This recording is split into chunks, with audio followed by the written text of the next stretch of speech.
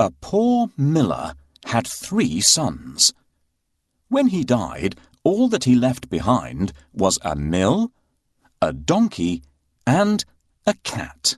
"Well, since I'm the oldest," said his first son. "I'll take the mill." The second son quickly added, "And I'm next. I'll take the donkey." They looked at their younger brother, Marquis. "How lucky you are! You shall have the cat," the brothers said, and laughed out aloud.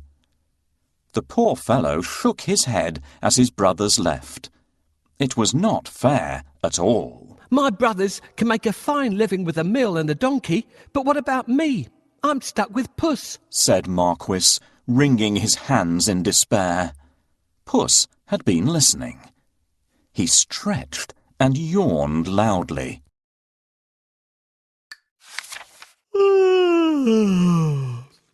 Now, you won't have to worry when I'm around. All I need is a bag and a handsome pair of boots, and I'll be able to take care of us both." "Sure you will," thought Marquis. But to be fair, he had seen Puss use many tricks to catch mice and rats. If nothing else, they wouldn't go hungry. "Our father left us some property in his will. I can't help thinking that it's been divided unfairly. Do you remember what I got?" Soon the cat was given his own pair of boots and the new bag that he had asked for. The boots fitted him perfectly, and he looked very smart. Puss packed a juicy cabbage and some bran in the bag, and slung it around his neck. He polished his whiskers and set out. Puss headed straight to a spot where there were plenty of rabbits. He had a great plan in mind. Puss opened the bag wide and hid behind a tree. Soon a rabbit came hopping by. He saw the cabbage and leapt straight into the bag.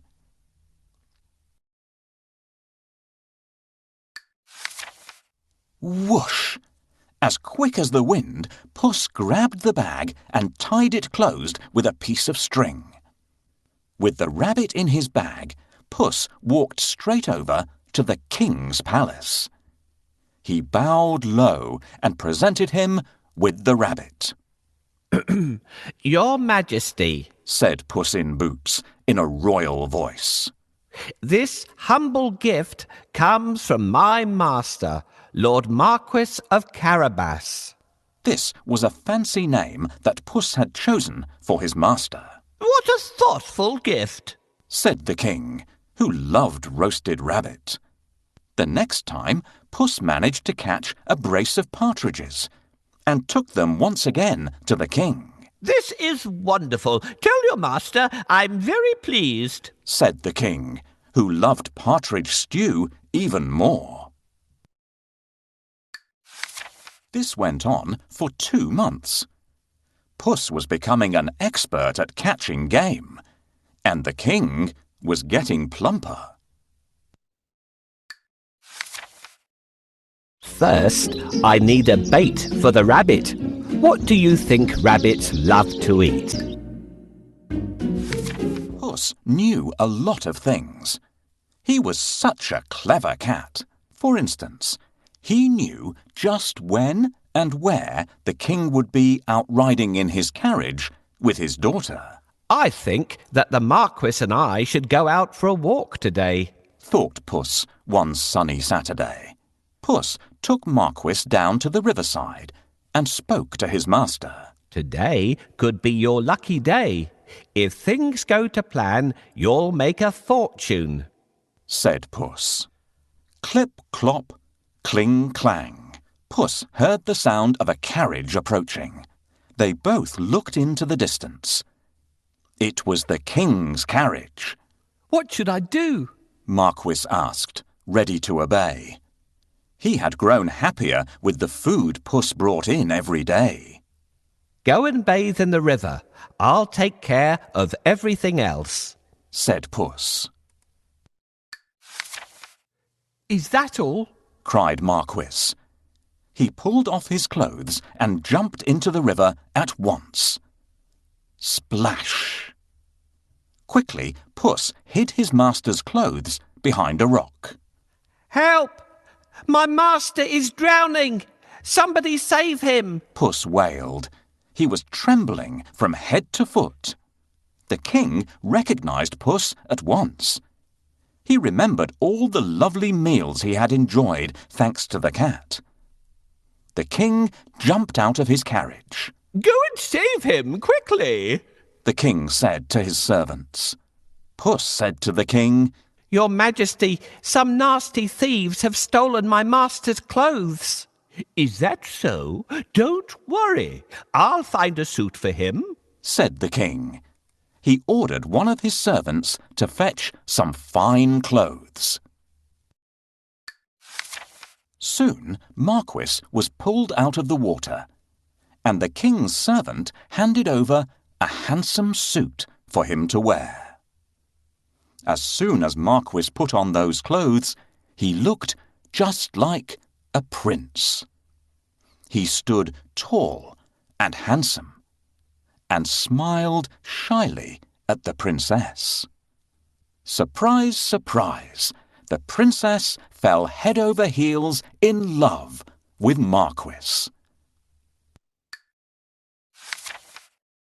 Master, I have a great idea.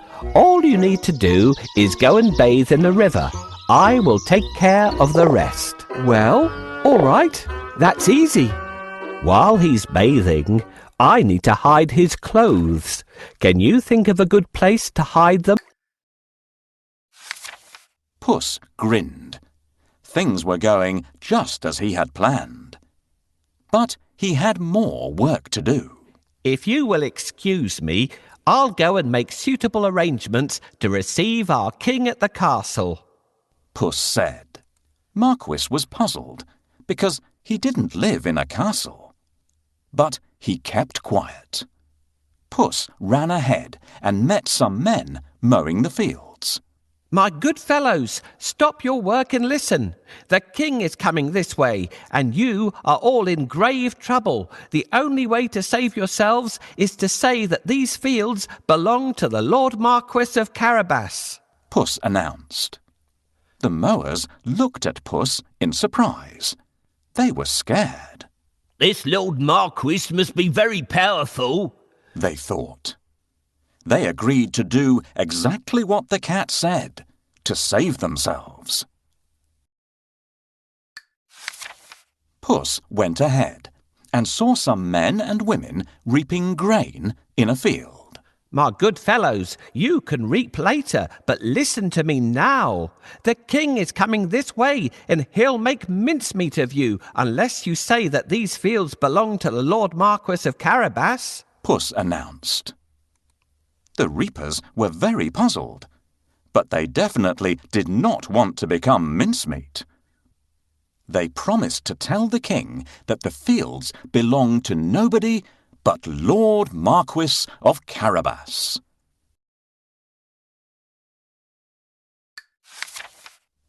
Puss went ahead and warned everybody to tell the king that the land belonged to Lord Marquis. The people thought that it wouldn't be right to mess with Lord Marquis. They decided to do exactly what the cat asked. But Puss had still more work to do. Huff, puff. He ran all the way until he reached a huge castle. Can you guess whose castle it was? Yes. The castle and all the lands belonged to a fierce and powerful ogre. But Puss was not scared of the ogre. He knocked at the castle door. Blim, blam. 2 guards opened the door. I'd like to pay my respects to your mighty master, said Puss. The guards knew that the ogre loved anybody who admired him. So they let Puss in at once. Puss bowed low to the ogre. I have heard much about your great powers. Is it really true that you can transform yourself into any animal you wish? asked Puss. Even a lion? Watch me, said the ogre. Right before Puss's eyes, he transformed himself into a mighty lion. He roared so fiercely that Puss sprang up the curtains in fright. The ogre laughed loudly. That's amazing, said Puss. but I bet you can't turn yourself into a small creature. That's the most difficult thing in the world. I can, said the ogre. No, it would be impossible for a mighty ogre to turn into something like, for instance, a mouse? said Puss. Oh, really? asked the ogre, snapping his fingers. Boom! The ogre became a tiny mouse and scurried across the room. Quick as lightning, Puss pounced on the mouse and ate it in one gulp. Puss licked his lips. He clapped his hands 3 times and summoned all the people living in the castle. The ogre is no more, Puss announced. Will you accept Lord Marquis of Carabas as your master? He is kind and just, good and generous. The guards, maids, cooks, servants, and everyone else in the castle looked at Puss in surprise. But they nodded at once. They had never really liked the ogre anyway. Puss ordered everyone to prepare a feast for Lord Marquis and his very special guest, the king himself. The coach with the king, the princess, and my master will be here soon. I have to wake up the ogre right away. Meanwhile, the king travelled through the countryside, speaking to the people.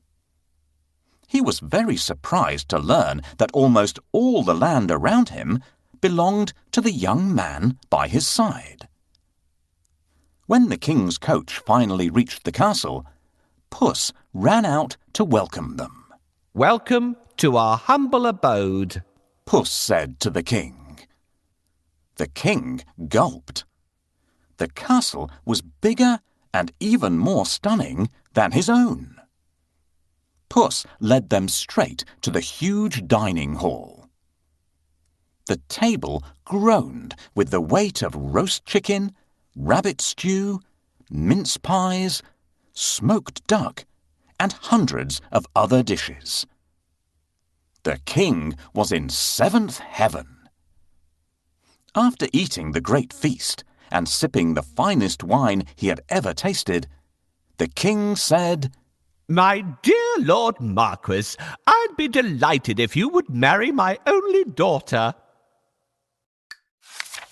Marquis smiled at the princess. I will if the princess wishes to live with me, said Marquis shyly. The princess was so happy that she wanted to dance all around the castle. She blushed in delight and nodded. They married and lived happily ever after. And so did Puss, because loyal Marquis made him a lord of the castle. Puss enjoyed great feasts every day and did not go after rats or mice any more, except now and then, when he wanted some fun.